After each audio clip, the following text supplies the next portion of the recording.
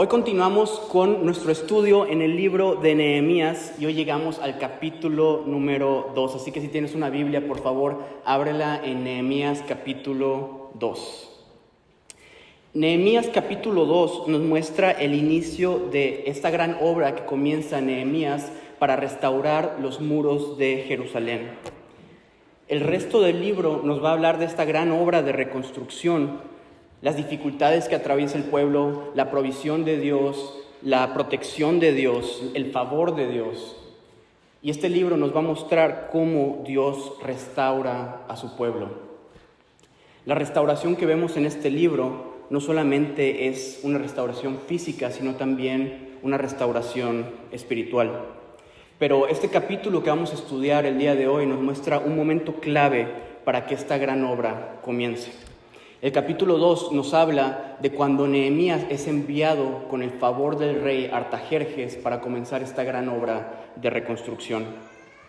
Y en retrospectiva, este libro parece una historia súper bonita, súper inspiradora, pero esta no era una historia nada bonita para los israelitas.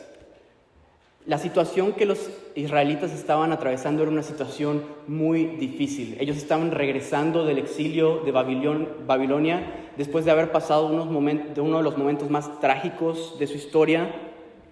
Nada jugaba a su favor. Los muros de Jerusalén estaban destruidos. Ellos estaban en constante peligro por las amenazas de sus enemigos.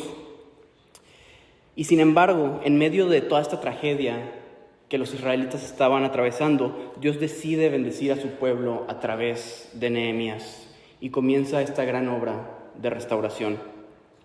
Porque eso es lo que Dios hace, Dios restaura, y por eso hemos titulado esta serie Dios restaura. Es lo que vamos a ver a Dios haciendo a través de este libro. Este es el tema principal de este libro.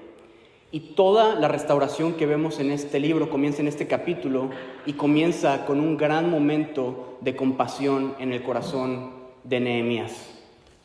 Si estás tomando notas, la idea principal de este mensaje y de estos versos es mostrarnos cómo Dios utiliza la compasión y el quebrantamiento para comenzar la restauración. La pregunta que vamos a estar respondiendo hoy es: ¿cómo comenzamos una gran obra? Del texto que vamos a estar estudiando tengo 4 observaciones que nos dicen cómo comenzar una gran obra. Número 1, una gran obra requiere compasión. Número 2, sacrificio. Número 3, quebrantamiento. Y número 4, favor. Si estás tomando notas, el título de este mensaje es ¿cómo comenzar una gran obra? Pidámosle al Señor que bendiga este estudio. Señor, te damos muchas gracias por esta mañana, porque sé que tú quieres hablar a nosotros. Padre amado, yo te pido que hoy a través de tu palabra, tú nos des convicción, Señor, nos llenes de compasión y nos muevas a involucrarnos activamente en la obra que tú tienes de reconciliar al mundo contigo mismo a través de la cruz de Jesucristo. Te pido que bendigas este estudio y este tiempo, Señor, y que tu Espíritu Santo nos transforme. En el nombre de Jesús. Amén. Comencemos hablando de Nehemías. De Nehemías aprendemos en el último versículo del capítulo 1 que él era el copero del rey. El copero del rey tenía muchísimos privilegios y el copero del rey tenía un puesto que era altamente codiciado y deseable en todo el reino. El copero era el encargado de probar el vino del rey antes de que el rey lo tomara para ver si este vino no estaba envenenado. Y aunque este puesto era bastante peligroso, también era un puesto bastante deseable, porque ser el copero del rey involucraba tener acceso a los banquetes del rey, involucraba tener contacto directo con el rey, ser una persona cercana y de confianza al rey, vivir en el palacio del rey. Y muchas veces el copero del rey también ejercía como el consejero principal del rey, porque era una persona íntimamente cercana al rey. Por lo que ser el copero del rey implicaba tener un puesto de gran honor y confianza y privilegio y vivir una vida bastante cómoda.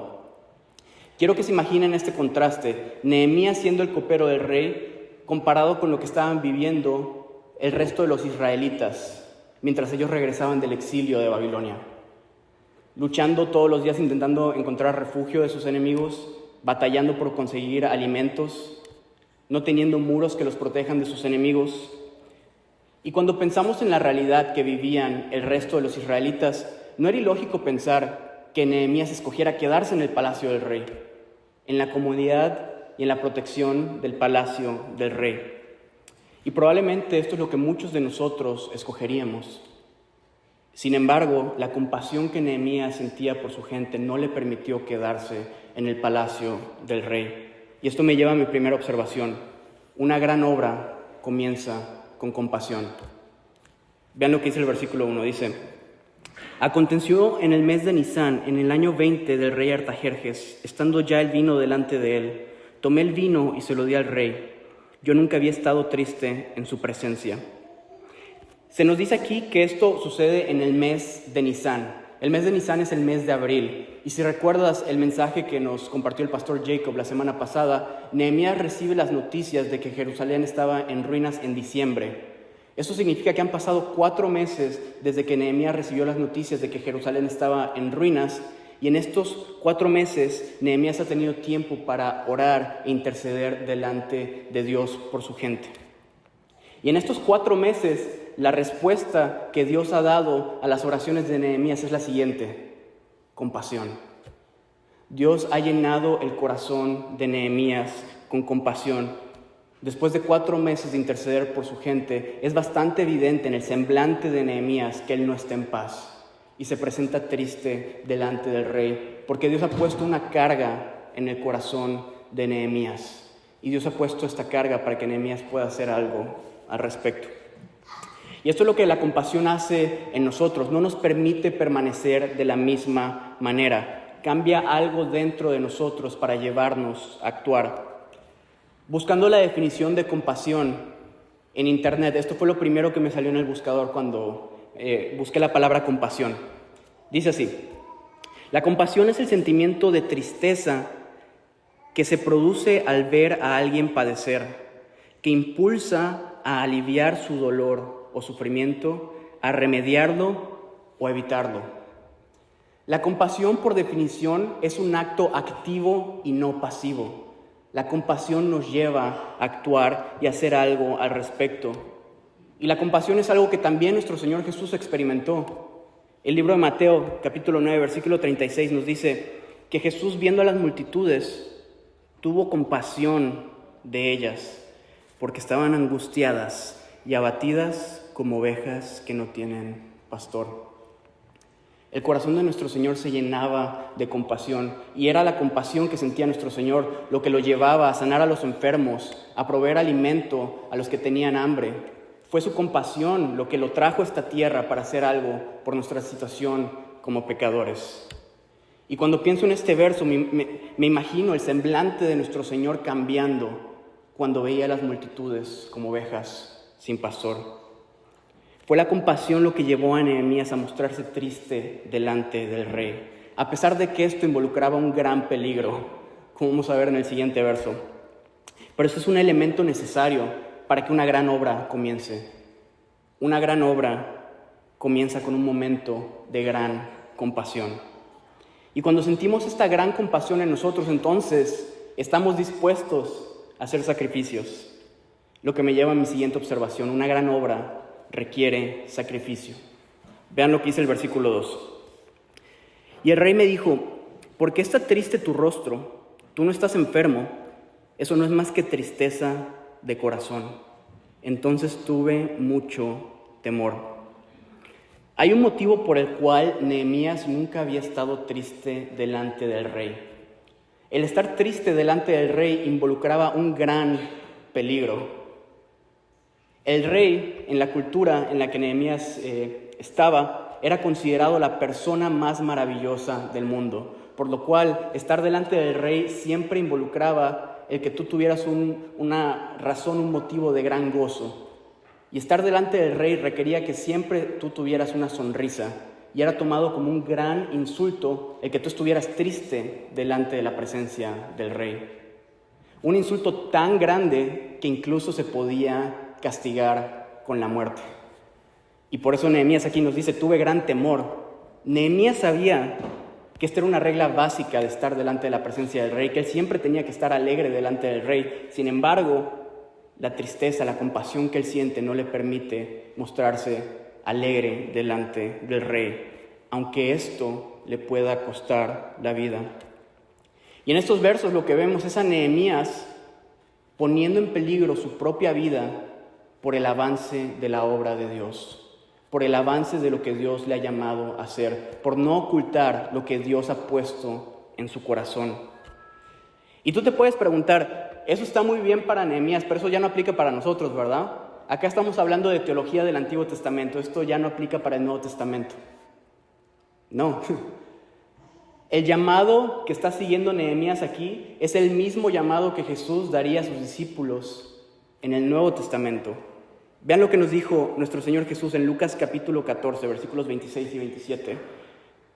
Jesús dijo, si alguno viene en pos de mí y no aborrece a padre y madre y mujer e hijos y hermanos y hermanas y aún también su propia vida, no puede ser mi discípulo. Y el que no lleva su cruz y viene en pos de mí, no puede ser mi discípulo. El Señor claramente dice que cuando nosotros escogemos seguirle, todo lo demás pasa a segundo plano. Incluso tu propia vida pasa a segundo plano. Uno de los llamados más claros del Evangelio de Jesucristo es que una vez que decimos seguirle, todo lo demás es secundario por el avance de su obra. Y el problema que vivimos hoy es que tenemos un gran ídolo en nuestras vidas, que es nuestra comodidad. El ídolo más grande con el que batalla nuestra sociedad es el confort. No queremos que nos dé ni una gripa por seguir el llamado de Dios. No queremos sacrificar recursos, no queremos sacrificar tiempo, ni salud, ni mucho menos nuestras vidas. Pero ese es el llamado que Dios ha dado a sus discípulos. Y un mensaje muy común en las iglesias alrededor del mundo es que Dios quiere que tú seas feliz, quiere que tú seas próspero, quiere que tú seas flaco, quiere que tú tengas los dientes más blancos, quiere que tú tengas el cabello más suave. A esto se le llama el evangelio de prosperidad, no sé si están familiarizados. Y es un mensaje muy común. Y cuando escucho este mensaje de que Dios solamente quiere que seamos felices y prósperos, me pregunto, ¿ha cambiado Dios? ¿Ha cambiado Dios desde los tiempos de Nehemías? El motivo por el que no vemos grandes obras comenzando en nuestros días es porque estamos enamorados de nuestro confort y no estamos dispuestos a hacer sacrificios. Estamos más enfocados en ser felices que en ser discípulos de Cristo. Estamos más enfocados en nosotros mismos que en nuestro prójimo. Estamos más enfocados en las cosas de los hombres que en las cosas de Dios. Y el motivo por el que vemos este país cayendo cada vez más y más en rebeldía contra Dios en vez de avivamiento espiritual es porque no nos estamos tomando este llamado en serio, iglesia. Y una gran obra comienza con un gran sacrificio. Y lo he dicho muchas veces y lo repito, es muy poco probable que Dios te llame a morir en este país por predicar el Evangelio. Tenemos la fortuna de que podemos predicar el Evangelio en las calles con libertad y nadie nos va a asesinar por hacer eso. Te pueden rechazar, tal vez tu familia te rechace, la gente con la que trabajas, te puede costar recursos económicos, el apoyar a los misioneros que comparten el Evangelio alrededor del mundo, te puede costar tu tiempo. Y la pregunta que tengo para nosotros, iglesia, es, ¿estamos dispuestos a hacer ese sacrificio? ¿Estamos dispuestos a dejar de poner nuestra comodidad como prioridad y poner el Evangelio como nuestra única prioridad? Porque una gran obra comienza con un gran sacrificio. Lo que vemos en Nehemías es que él no estaba únicamente dispuesto a sacrificar su puesto como copero del rey, sino también su propia vida por el avance de la obra de Dios. ¿Qué estamos dispuestos a sacrificar nosotros? ¿Es la compasión que sentimos en nuestro corazón lo suficientemente grande como para llevarnos a hacer sacrificios? Porque desafortunadamente no estamos dispuestos a hacer un gran sacrificio hasta que esta compasión que sentimos realmente quebranta nuestros corazones y nos lleva a actuar. Y esto me lleva a mi siguiente observación, punto número 3. Una gran obra requiere quebrantamiento. Verso 3 dice así: y dije al rey, viva para siempre el rey. ¿Cómo no ha de estar triste mi rostro cuando la ciudad lugar de los sepulcros de mis padres está desolada y sus puertas han sido consumidas por el fuego. Nehemías explica el motivo de su tristeza al rey y el motivo por el cual su corazón está quebrantado es porque ve los muros de Jerusalén y esto rompe su corazón. Nehemías ve los muros de Jerusalén y dice: las cosas no están como deberían estar. Jerusalén fue llamada a ser una ciudad bendecida, fue llamada a ser una ciudad próspera, y el pecado y la rebeldía contra Dios tiene a Jerusalén en ruinas. El pecado ha destruido esta ciudad que fue llamada a ser bendita. Y este quebrantamiento y compasión hace que Nehemías decida arriesgar incluso su vida y dejar el palacio del rey para hacer algo al respecto. Y la pregunta que yo tengo para nosotros, iglesia, es: ¿qué rompe nuestro corazón?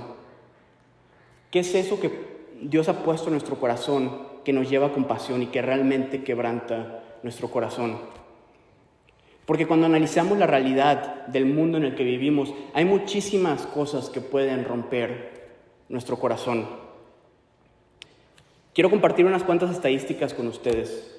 Este año, por estadística, 73 millones de bebés nunca verán la luz del sol y morirán en el vientre de sus madres.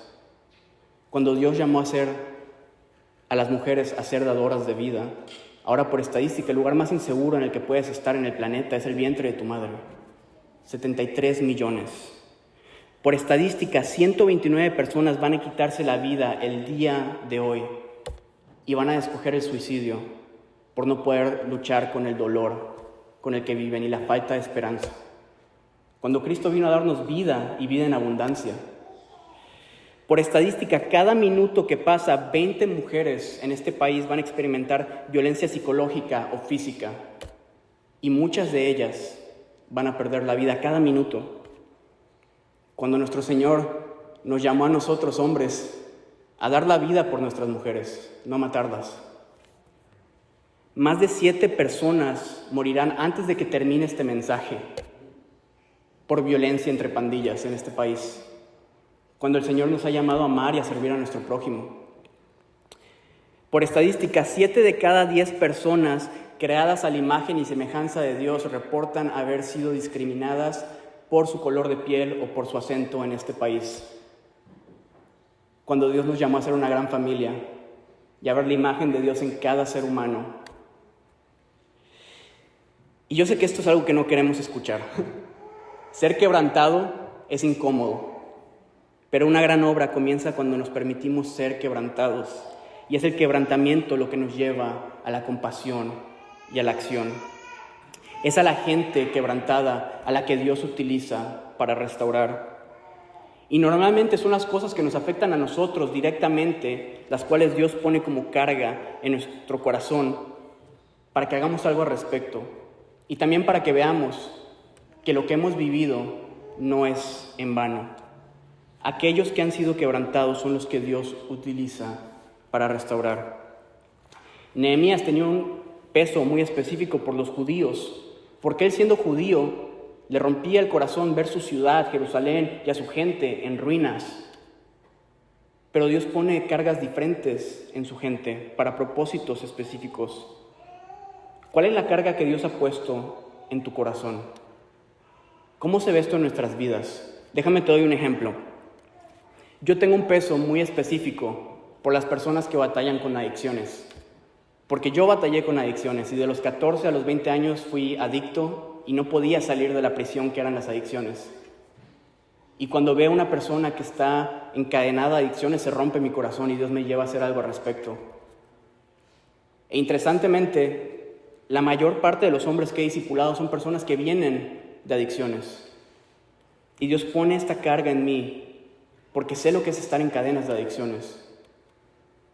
La gente quebrantada de alguna manera entiende el dolor que experimenta la gente que está en quebranto. Déjame contarte otra historia. Hace poco estaba escuchando el podcast de una amadísima hermana en el Señor, de Kristen Richardson, y ella habla en su podcast de haber experimentado quebranto en su sexualidad, de haber experimentado miedo y vergüenza. Y ella comparte su testimonio de cómo Dios completamente restauró esta área de su vida. Y ella comenzó a compartir su testimonio de cómo Dios restauró esta área de su vida con otras mujeres. Y lo que experimentó ella es que muchas mujeres estaban pasando exactamente por lo mismo que ella pasó. Y en el podcast ella dice esto. Dice, cuando me di cuenta del quebranto que vivían estas mujeres, yo sentí un gran peso en mi corazón y quería nada más abrazar a todas estas mujeres, darles un grande abrazo. Y su esposo Todd respondió muy sabiamente, tal vez el Señor te permita dárselos. Y hoy, Kristen es la persona más activa que conozco en el ministerio de restauración para personas que han pasado quebrantamiento y temor en su sexualidad. Y hoy el Señor la utiliza grandísimamente. Pero esto es porque ella sabe lo que es estar quebrantada. Y Dios utiliza a los quebrantados para restaurar.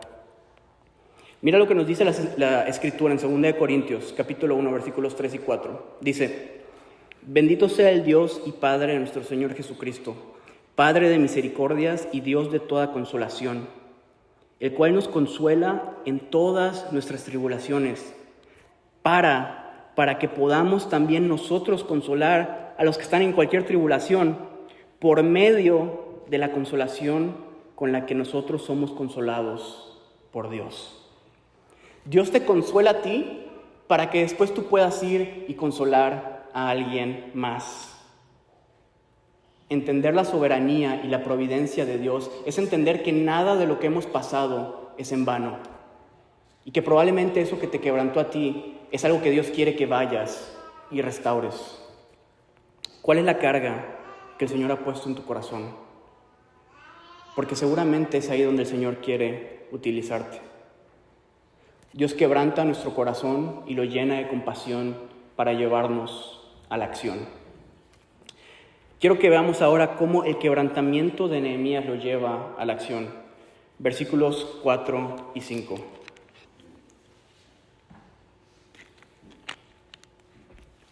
Y el rey me dijo, ¿qué es lo que me pides?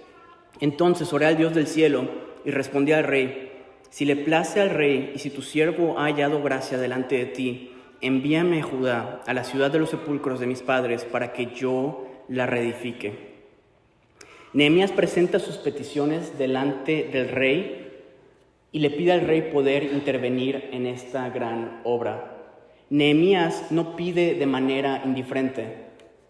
Nehemías, vean lo que él dice. Él pide por poder unirse a esta obra. Él dice, envíame, mándame a mí, a Judá, para que yo la reedifique. Nehemías no dice, Señor rey, estaría muy bueno que tú enviaras unos misioneros ahí a Jerusalén para que reconstruyan los muros, o que tal vez envíes una ofrenda para que la gente ahí se ponga a trabajar. Nehemías está diciendo, envíame a mí para que yo con mis propias manos edifique esos muros. Nehemías quiere involucrarse activamente en la obra del Señor.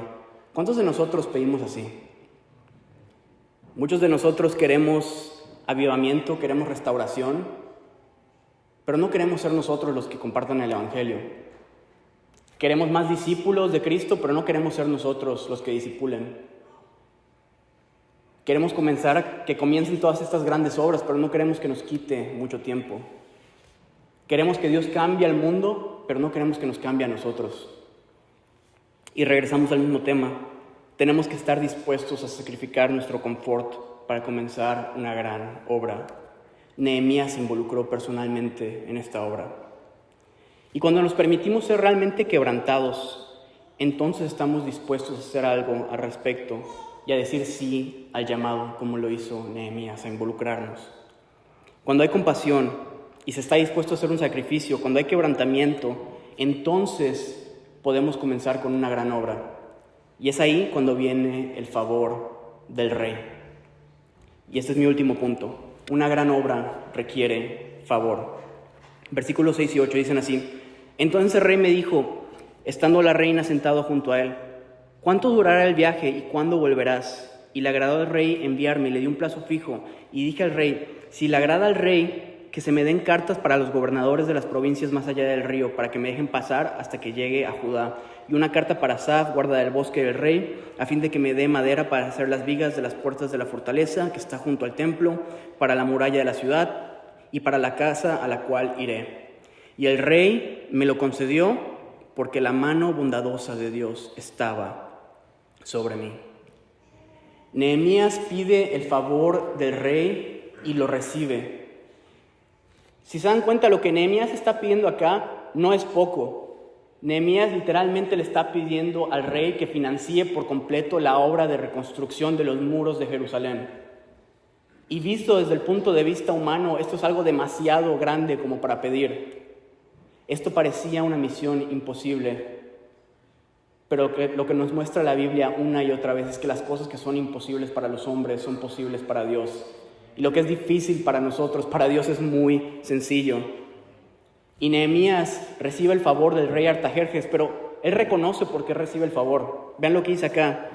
Y el rey me lo concedió porque la mano bondadosa de Dios estaba sobre mí. Fue Dios el que mostró su favor a Nehemías. Cuando hay compasión verdadera, cuando nuestro corazón se quebranta al ver las consecuencias del pecado, cuando estamos dispuestos a hacer un sacrificio, cuando decimos, Señor, envíame a mí, entonces recibimos el favor del Rey. No de Artajerjes, sino del gran Rey, Jesucristo. Su favor está sobre nosotros. El Rey le dio a Nehemías todo lo que necesitaba. Y esto me hace preguntarme a mí, ¿quién es un mejor rey? ¿Artajerjes o Jesucristo? Eso nos dice la Biblia en Romanos 8:32. El que no escatimó ni a su propio Hijo, sino que lo entregó por todos nosotros, ¿cómo no nos dará también con Él todas las cosas? ¿Cómo no nos dará todo lo que pidamos? Cuando consideramos esta realidad, podemos entender que las grandes obras no comienzan no porque Dios esté limitado de recursos o porque haya una obra demasiado grande para Dios. Las grandes obras no comienzan por la falta de compasión en nuestros corazones. No vemos avivamiento porque nuestro corazón no se quebranta al ver la destrucción que trae el pecado al mundo. El problema no es que el Rey no nos quiera dar, el problema es que nosotros no pedimos, y no pedimos porque no nos importa. No tenemos compasión y Dios utiliza la compasión para comenzar la obra de restauración. Y pues bueno, hermanos, oremos. Podríamos terminar el mensaje aquí, ¿no? Podríamos terminar el mensaje aquí, e irnos a nuestras casas y sentirnos muy mal con nosotros y decir somos muy malas personas y pensar que tenemos que mejorar y hacer las cosas mejor. Pero eso no es el propósito de la Biblia. La Biblia se nos dice que es un libro útil para la corrección, para la exhortación del cuerpo de Cristo. Pero el propósito principal de la Biblia no es mostrarnos que tenemos que ser mejores personas. Si alguien te ha dicho esto de la Biblia, te mintió. El propósito de la Biblia no es un libro de autosuperación, de inténtalo más fuerte y sé mejor. El propósito principal de la Biblia es mostrarnos que somos grandes pecadores y que necesitamos un gran Salvador. La única manera en que la Biblia cobra sentido es si vemos todas estas historias a través de la cruz de Cristo. Y el libro de Nehemías es un libro histórico que nos habla de la historia de reconstrucción de los muros de Jerusalén, pero esto no es el propósito principal del libro, no es mostrarnos la obra de Nehemías, sino que es a través de la obra de Nehemías que nosotros podemos ver a Jesús como ese Nehemías superior que vino a hacer la obra de reconstrucción más grande y reconciliar a la humanidad con Dios. Cristo es el Nehemías superior y es mayor que Nehemías, pues Cristo no sintió compasión únicamente por Israel, sino que sintió compasión por todos nosotros, por el mundo entero. El sacrificio de Jesús fue mayor porque Él no dejó nada más el palacio del rey, sino que Él vino de un lugar donde no había dolor, donde no había pecado. Dejó el palacio del gran rey y se hizo hombre y caminó entre nosotros para sufrir dolor y rechazo. La compasión de Cristo no lo llevó simplemente a arriesgar su vida, sino a perder su vida y morir en una cruz por nuestros pecados. Jesús no tenía una gran probabilidad de morir, sino que Él vino con la misión de morir como sustituto por nuestros pecados. Cristo experimentó el mayor quebrantamiento de todos al llevar en esa cruz nuestros pecados, y nadie jamás ha vivido tal angustia. Jesús vio el quebrantamiento del mundo y dijo, Señor, envíame a mí. Yo voy a salvar a esos pecadores. Y debido al sacrificio de Cristo, hoy tenemos la puerta abierta a Dios, el Padre, de manera que todo lo que pidamos en su nombre se nos será dado y hemos recibido el favor del gran Rey. Debido a la compasión y a los méritos de Cristo, tenemos acceso directo al gran Rey. La gran obra comienza cuando ves la obra terminada en la cruz y el amor de Cristo te lleva a compasión. Cuando entender que Cristo murió por los pecados del mundo, no soportas ver que este mundo siga muriendo en su pecado. Cuando recibes la consolación de Cristo, quieres gritar al mundo que ellos también pueden ser consolados. Cuando ves a Cristo muriendo para restaurar pecadores y la cruz quebranta tu corazón, entonces puedes comenzar una gran obra de restauración. El mensaje de hoy es: deja que la cruz penetre y quebrante tu corazón, y entonces ahí puedes comenzar una gran obra. Si hoy reconoces que estás enamorado de tu confort y estás muy poco dispuesto a hacer sacrificios por el avance de la obra de Dios, haz lo mismo que hizo Nehemías. Pasa tiempo en oración y deja que Dios ponga su corazón en tu corazón. Y si hoy no has confiado aún en la obra y el sacrificio de Cristo, quiero invitarte a que confíes en la gran obra que hizo Jesús por ti. Él vino, murió y resucitó para ofrecernos vida eterna y reconciliación con Dios. Este es el mensaje principal del libro de Nehemías, al igual que toda la Escritura. Somos grandes pecadores, pero tenemos un gran Salvador. Dios restaura a través de una iglesia imperfecta para que toda la gloria sea para Él y no para los hombres. Amén. Oremos. Padre, te doy muchísimas gracias por este libro. Señor, yo sé que vas a hablar muchísimo a esta iglesia a través de tu palabra. Gracias por dejarnos el ejemplo de Nehemías como un siervo dispuesto a ser quebrantado y a servirte. Pero te agradezco aún más por tu Hijo Jesucristo, que estuvo dispuesto a ser quebrantado por nuestros pecados, Señor, para servirnos a nosotros.